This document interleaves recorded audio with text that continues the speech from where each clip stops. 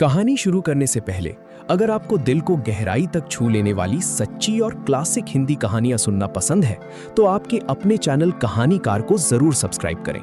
आपका एक छोटा सा प्रयास हमें और भी बेहतरीन और नायाब कहानियां आप तक लाने की नई ताकत और प्रेरणा देता है। तो चलिए बिना देर किए शुरू करते हैं आज का सफर। आज हम आपको सुनाने जा रहे हैं मुंशी प्रेमचंद जी की कलम से रचित एक अमर रचना, जो सिर्फ एक कहानी नहीं बल्कि इंसानी मन की भूल भुलैया, मोहमाया और अंत में मिलने वाली परम शांति का एक जीता जागता दस्तावेज है। ये कहानी है एक ऐसे इंसान की जिसे दुनिया ने ठुकरा दिया, परिवार ने भुला दिया, लेकिन एक पक्षी ने उसे मोक्ष का रास्ता दिखाया। इस कहानी का नाम है आत्माराम। भारत के ग्रामीण परिवेश में जहां आज भी पुरानी मान्यताओं और परंपराओं का वास है, वहीं एक छोटा सा गांव था जिसका नाम था वेदग्राम। वेदग्राम देखने में तो साधारण सा गांव था, कच्ची सड़कें, खपरेल के मकान और चारों तरफ फैले हुए खेत। लेकिन इस गांव में एक ऐसा व्यक्ति रहता था जिसकी चर्चा न केवल उस गांव में बल्कि आसपास के कई इलाकों में होती थी। उस व्यक्ति का नाम था महादेव सोनार। महादेव पेशे से तो सोनार थे, लेकिन उनका जीवन और व्यक्तित्व किसी पहेली से कम नहीं था। वो एक विख्यात आदमी थे, लेकिन ये विख्याति सम्मान की वजह से कम और उनकी विचित्र आदतों की वजह से ज्यादा थी।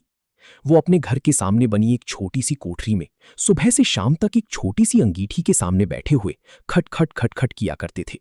लोहे और सोने को पीटने की ये आवाज गांव वालों के लिए घड़ी की तरह थी। लोग इस लगातार आने वाली ध्वनि के इतने अभ्यस्त हो गए थे कि अगर किसी दिन किसी कारणवश ये आवाज आनी बंद हो जाती तो लोगों को लगता कि गांव से कोई चीज गायब हो गई है, कोई सूनापन सा छा गया है। महादेव की दिनचर्या पत्थर की लकीर की तरह पक्की थी। नित्य प्रति, चाहे गर्मी की तपती धूप हो या सर्दी की ठिठुरती भोर, वो 1 बजे प्रातःकाल ब्रह्म मुहूर्त में उठते थे। उनके हाथ में एक तोते का पिंजरा होता था और वो लड़खड़ाते कदमों से गांव के बाहर स्थित तालाब की ओर चल देते थे। उस समय जब आसमान में तारे भी पूरी तरह नहीं छिपे होते थे, उस धुंधले प्रकाश में उनका जर्जर शरीर, पिचका हुआ पोपला मुंह और बुढ़ापे के बोझ से झुकी हुई कमर देखकर किसी अपरिचित मनुष्य को भ्रम हो सकता था कि शायद उसने किसी पिशाच या प्रीत को देख लिया है। लेकिन जैसे ही लोगों के कानों में उनकी भारी और कांपती हुई आवाज आती, सद्गुरु दत्त शिव दत्त दाता राम के चरण में चित्त लागा, तो लोग समझ जाते कि भोर हो गई है। ये मंत्र, ये ध्वनि वेदग्राम की सुबह का अलार्म बन चुकी थी। सद्गुरु दत्त शिव दत्त दाता, ये केवल शब्द नहीं थे, ये महादेव के अकेलेपन का संगीत था। अब आप सोच रहे होंगे कि महादेव का जीवन कैसा था? क्या वो खुश थे?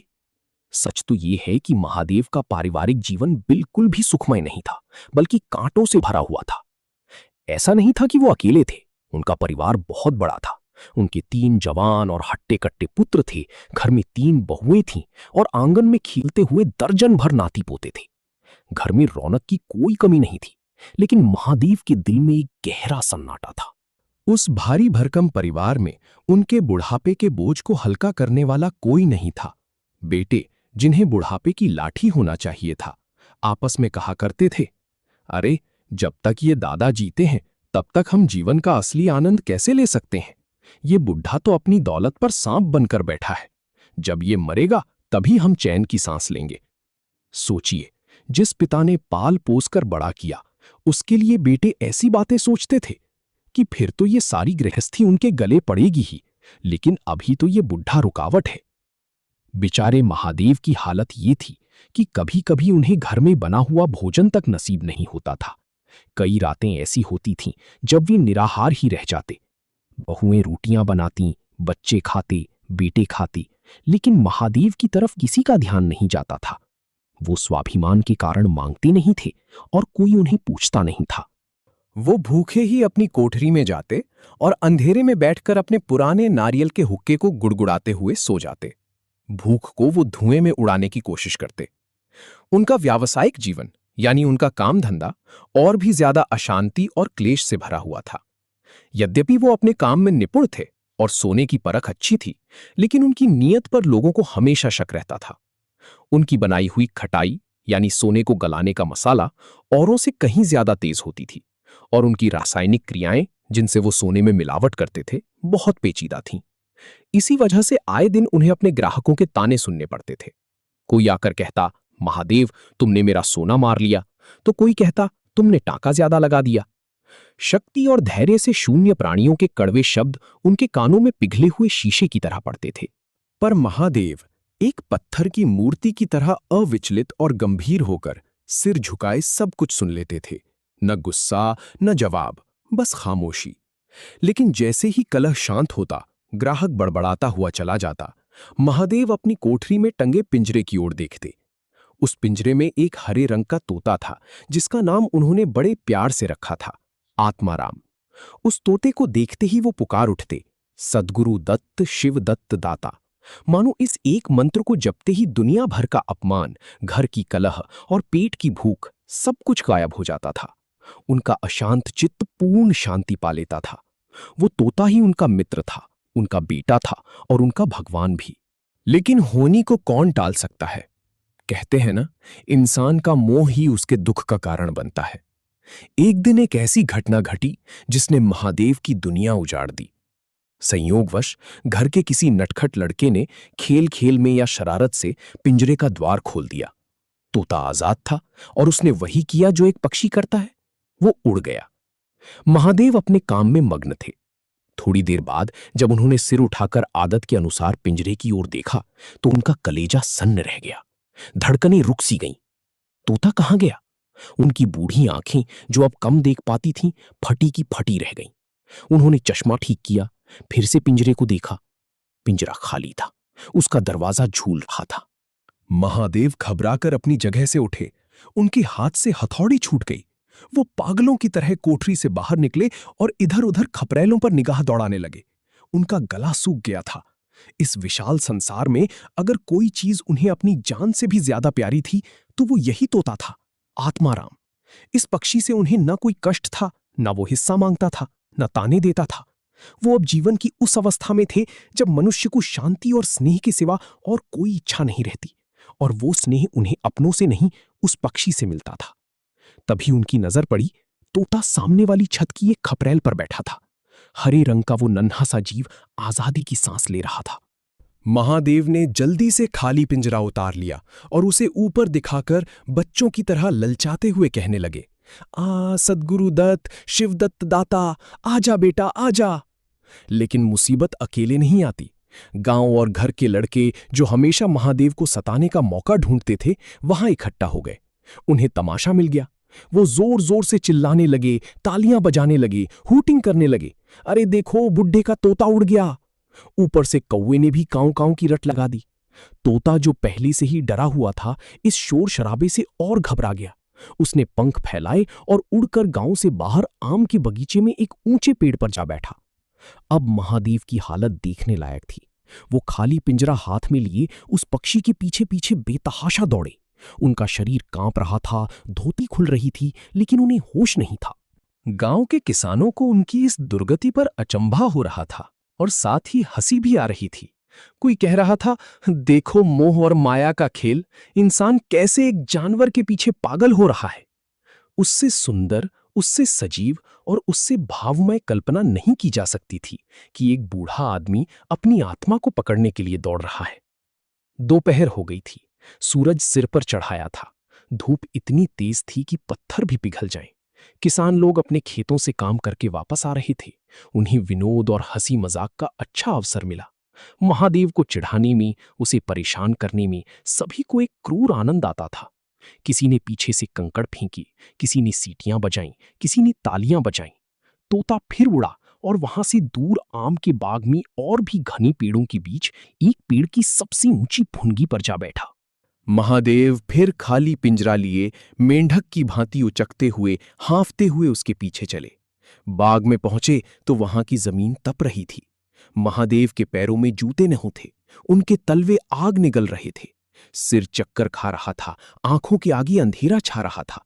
शरीर जवाब दे चुका था, लेकिन मन अभी भी उस तोते में अटका था। जब जरा संभलते, फिर पिंजरा उठाकर रुआंसे होकर पुकारते, सतगुरु दत्त, शिव दत्त दाता, आजा मेरे भाई आजा। तोता फुनगी से उतरकर नीचे की एक डाल पर आ बैठा। वो अपनी गोल गोल आंखों से महादेव की ओर सशंक नेत्रों से डर के साथ ताक रहा था।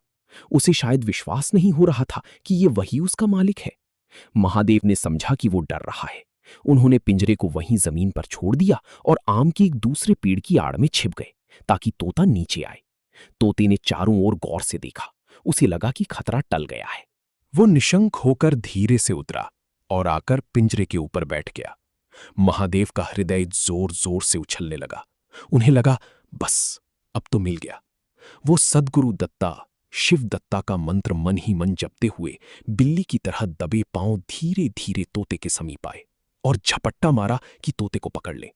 किंतु तोता हाथ न आया। वो फुर्ती से उड़ा और फिर पेड़ की ऊंची डाल पर जा बैठा। महादेव खाली हाथ मुंह बाए खड़े रह गए। उनकी आंखों में अब आंसू आ गए थे।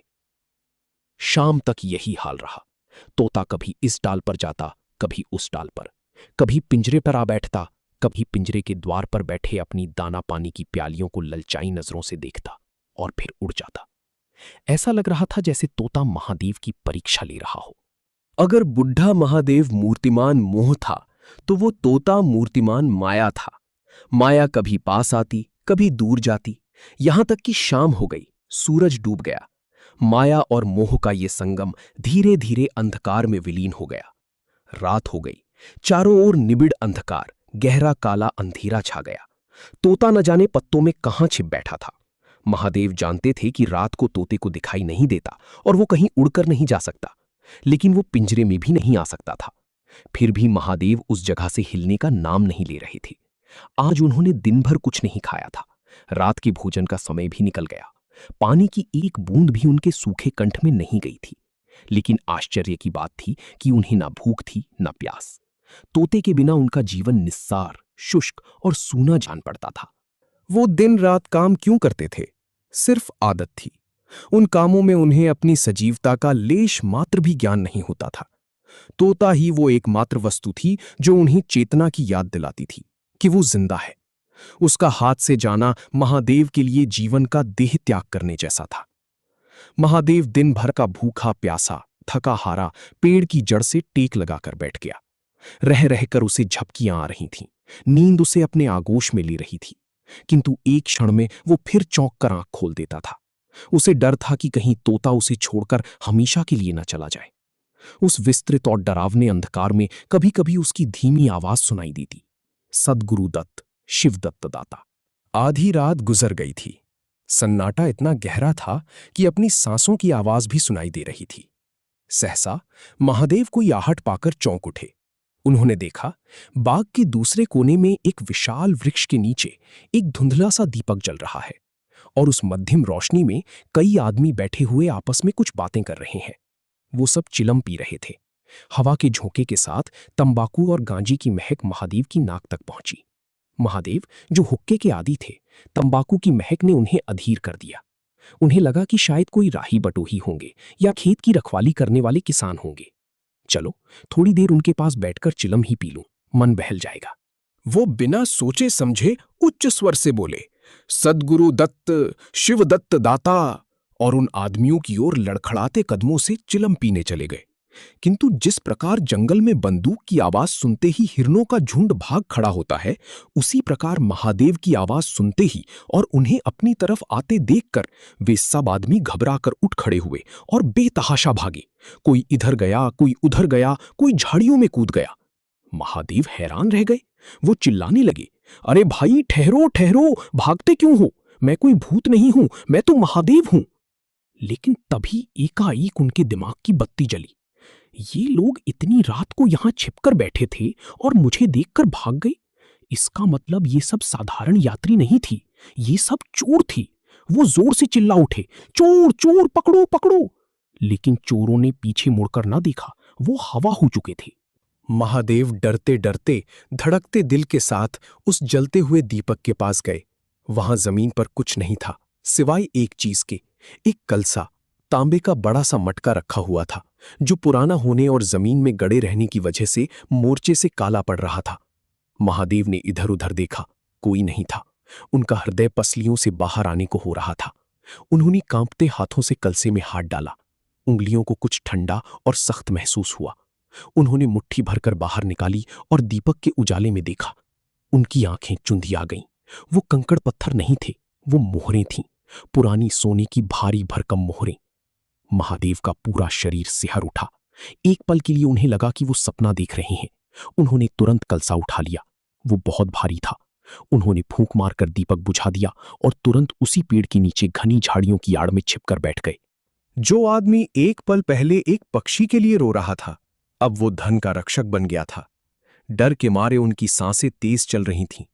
उन्हें फिर शंका हुई, ऐसा ना हो कि चोर अपनी भूल सुधारने लौट आएं और मुझे अकेला देखकर मेरी जान ले लें और मोहरें छीन लें। ये डर लाजमी था। उन्होंने तुरंत अपनी धोती की कमर में कुछ मोहरें बांध लीं। फिर आसपास टटोला। एक सूखी लकड़ी मिली। उस लकड़ी से जमीन की मिट्टी हटाकर पागलों की तरह जल्दी जल्दी कई गड्ढे बनाए। उन गड्ढों में बाकी मोहरें भर दी और ऊपर से मिट्टी और सूखे पत्ते डालकर ढक दिया, ताकि किसी को पता ना चले कि यहां ताजा खुदाई हुई है। अब महादेव के अंतर्मन की नेत्रों के सामने एक दूसरा ही जगत था। वो जगत जो चिंताओं और कल्पनाओं से परिपूर्ण था। यद्यपि अभी खजाने के हाथ से निकल जाने का भय था, पर अभिलाषाओं ने अपना काम शुरू कर दिया था। गरीबी में जिए हुए इंसान के सामने जब अपार धन आता है, तो वो सबसे पहले सपने बुनता है।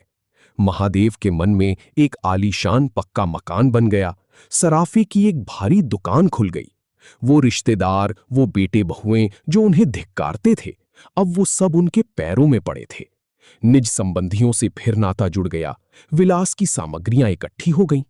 फिर मन में आया कि अब तीर्थ यात्रा करने चलेंगे। वहां से लौटकर बड़े समारोह से यज्ञ होगा। पूरे गांव को ब्राह्मण भोज दिया जाएगा। इसके पश्चात गांव में एक शिवालय बनेगा, एक पक्का कुआं बनेगा, एक सुंदर बाग भी लग जाएगा और वो नित्य प्रति कथा पुराण सुनने लगेंगे। साधु संतों का आदर होने लगेगा। तभी अचानक पत्तों की खड़खड़ाहट हुई। महादेव का सपना टूटा। उन्हें ध्यान आया, कहीं चोर आ गए तो मैं भागूंगा कैसे? इस बुढ़ापे में तो चला भी नहीं जाता। उन्होंने अपनी परीक्षा लेने के लिए धोती कसकर बांधी, पिंजरा उठाया और 200 पग तक, काफी दूर तक बेतहाशा भागते हुए चले गए। उन्हें खुद पर विश्वास नहीं हुआ। जान पड़ता था कि उनके पैरों में पर लग गए हैं। डर और लालच ने उन्हें जवानी का जोश दे दिया था। जब तसल्ली हो गई कि वो भाग सकते हैं, तो चिंता शांत हो गई। इन्हीं सुनहरी कल्पनाओं और डर के बीच रात व्यतीत हो गई। उषा का आगमन हुआ। पूर्व दिशा में लालिमा छा गई। ठंडी हवा जागी। चिड़ियां गाने लगीं। प्रकृति एक अनुरागमय प्रकाश में डूबी हुई थी। सहसा महादेव के कानों में एक आवाज आई, वो आवाज जिसका उन्हें 24 घंटे से इंतजार था। सद्गुरु दत्त, शिवदत्त दाता, राम की चरण में चित्त लागा। ये बोल सदैव महादेव की जीभ पर रहता था। दिन में हजारों बार ये शब्द मुंह से निकलते थे, पर उनका धार्मिक भाव कभी भी उनके अंतःकरण को स्पर्श नहीं करता था। जैसे किसी बाजे से राग निकलता है, उसी प्रकार उनके मुंह से ये बोल निकलता था, निरर्थक और प्रभाव शून्य। अब तक उनका हृदय रूपी वृक्ष पत्र पल्लव विहीन सूखा था, पर अब उस वृक्ष में कोपलें और शाखाएं निकल आई थीं। इन पवित्र शब्दों के प्रभाव से उनका रोम रोम झूम उठा, गुंजित हो गया। उसी समय तोता आत्माराम अपने पैरों को जोड़े हुए ऊंची डाल से उतरा, जैसे आकाश से कोई तारा टूटे, और सीधा आकर पिंजरे में बैठ गया। महादेव प्रफुल्लित होकर दौड़े। उन्होंने पिंजरे को उठाया, उसे छाती से लगा लिया और बोले, आओ आत्माराम, आओ मेरे बच्चे। तुमने मुझे कष्ट तो बहुत दिया, रुलाया बहुत, पर मेरा जीवन भी सफल कर दिया। तुम नहीं उड़ते तो मैं यहां नहीं आता। अब तुम्हें लोहे के नहीं, चांदी के पिंजरे में रखूंगा और सोने से मढ़ दूंगा। उस वक्त महादेव के रोम रोम से परमात्मा के गुणानुवाद की ध्वनि निकलने लगी।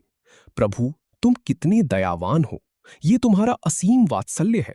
नहीं तो मुझ पापी नीच प्राणी की कब इस कृपा के योग्य था। इन पवित्र भावों से उनकी आत्मा विह्वल हो गई। वो भाव विभोर होकर उठे और बोले, सद्गुरु दत्त, शिव दत्त दाता, राम के चरण में चित्त लागा। उन्होंने एक हाथ में पिंजरा लटकाया, बगल में वो भारी कलसा दबाया और घर की ओर चल पड़े। उनकी चाल में अब एक राजा जैसी शान थी। महादेव घर पहुंचे तो अभी कुछ अंधेरा था। रास्ते में एक कुत्ते के सिवा और किसी से भेंट नहीं हुई, और गनीमत ये थी कि कुत्ते को मोहरों से विशेष प्रेम नहीं होता। उन्होंने चुपचाप घर के पिछले हिस्से में जाकर कलसे को भूसे की ढेर के नीचे एक नाद में छिपा दिया और ऊपर से कोयले और लकड़ियां रखकर अच्छी तरह ढक दिया। फिर अपनी कोठरी में आकर ऐसी लेट गई जैसे कुछ हुआ ही न हो। जब दिन पूरी तरह निकल आया तो वो सीधे गांव के पुरोहित पंडित जी के घर पहुंचे। पुरोहित जी अपनी गद्दी पर पूजा कर बैठे थे, लेकिन मन पूजा में नहीं था। वो सोच रहे थे, कल ही कचहरी में मुकदमे की पेशी है, वकीलों को फीस देनी है और अभी तक हाथ में एक कौड़ू भी नहीं है। यजमानों में कोई सांस भी नहीं लेता, सब कंजूस हो गए हैं। इतने में महादेव ने प्रवेश किया और प्रणाम किया। पंडित जी ने मुंह फेर लिया। मन में सोचा, लो, सुबह सुबह ये अमंगल मूर्ति कहां से आ पहुंची। मालूम नहीं आज दाना पानी भी मयस्सर होगा या नहीं। ये तो खुद मक्खी चूस है, देगा तो क्या देगा। रुष्ट होकर बिना देखे ही पूछा, क्या है जी, क्या कहते हो? जानते नहीं हम इस समय पूजा पर रहते हैं, बाधा मत डालो। महादेव ने अत्यंत विनम्रता से कहा, महाराज क्षमा करें, मैं चाहता हूं कि आज मेरे यहां सत्यनारायण भगवान की कथा हो, आप पधारें। पुरोहित जी विस्मित हो गए, अपने कानों पर विश्वास नहीं हुआ। महादेव के घर कथा का होना उतनी ही असाधारण और असंभव घटना थी जितनी अपने घर से किसी भिखारी के लिए भीख निकालना। उन्होंने चश्मा ठीक करते हुए पूछा, आज क्या है, कोई विशेष पर्व? महादेव बोले, कुछ नहीं महाराज, बस ऐसी इच्छा हुई कि आज भगवान की कथा सुन लूं, मन को शांति मिलेगी। पुरोहित जी को लगा दाल में कुछ काला है या शायद बुढ़ा सियाना हो गया है, लेकिन कथा का नाम सुनकर उनका लोभ जाग गया। प्रभात से ही तैयारी होने लगी। वेद ग्राम के निकटवर्ती गांवों में सुपारी फिर गई, न्योता भेज दिया गया। कथा के उपरांत भव्य भोज का भी न्योता था। जो सुनता आश्चर्य करता, आज रीत में दूब कैसे जमी, ये कंजूस महादेव और भंडारा। संध्या समय जब सब लोग जमा हुए, गांव के बड़े बुजुर्ग, बच्चे सब आ गए। पंडित जी अपने सिंहासन पर विराजमान हुए। कथा समाप्त हुई, आरती हुई। तब महादेव अपनी जगह से खड़ा हुआ। उसकी आंखों में एक अजीब सी चमक थी।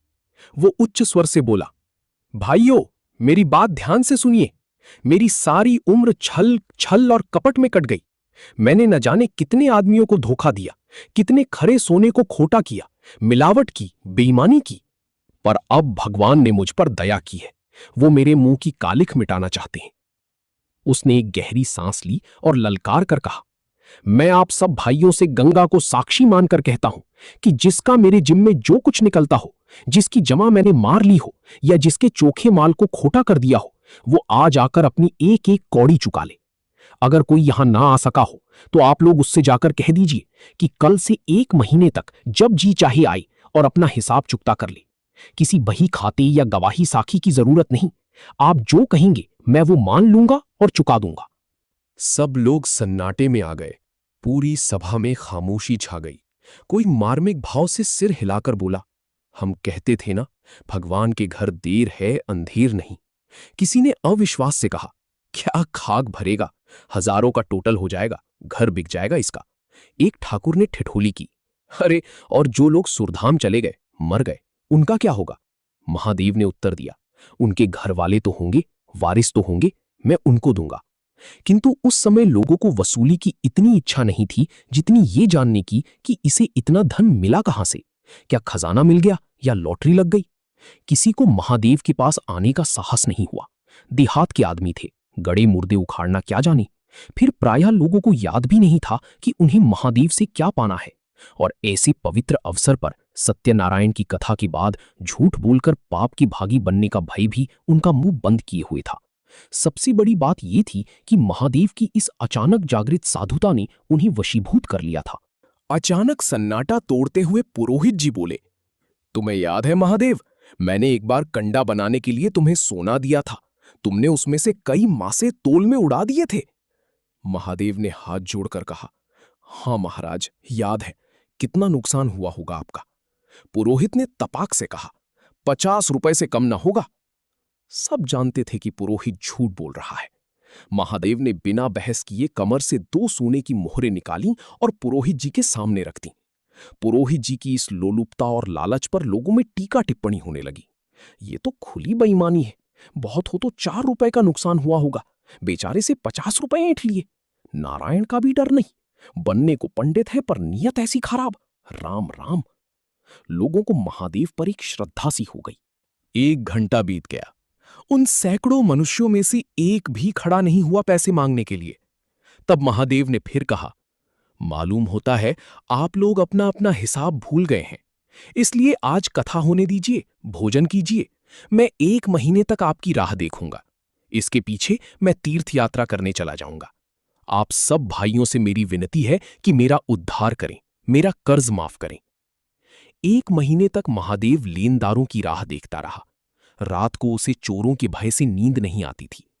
अब वो कोई काम नहीं करता था। शराब और गांजे का चस्का छूट गया। साधु अभ्यागत द्वार पर आते उनका यथायोग्य सत्कार करता। दूर दूर तक उसका सुयश फैल गया। महादेव जैसा दानी कोई नहीं, लोग कहने लगे। यहां तक कि महीना पूरा हो गया और एक आदमी भी हिसाब लेने नहीं आया। अब महादेव को असली ज्ञान हुआ। उसे समझ आया कि संसार में कितना धर्म, कितना शर्म और कितना लिहाज बाकी है। अब उसे मालूम हुआ कि संसार बुरों के लिए बुरा है और अच्छों के लिए अच्छा। अगर आप अच्छे बन जाएं, तो दुनिया भी आपके लिए अच्छी बन जाती है।